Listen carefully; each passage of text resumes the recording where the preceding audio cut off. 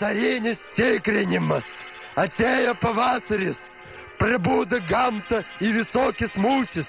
Jos čiulpia savo mėšlinam mažom burnycim medolį iš gėlės žydzelio.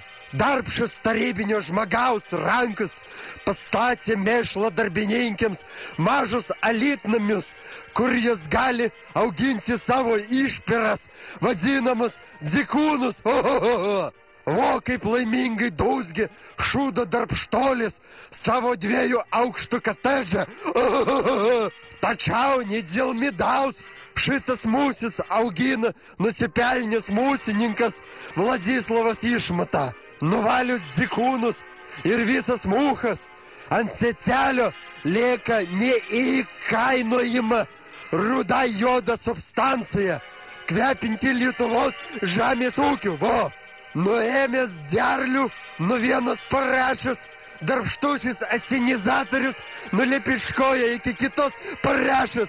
Gerą apetitą, žurnalo pabaiga.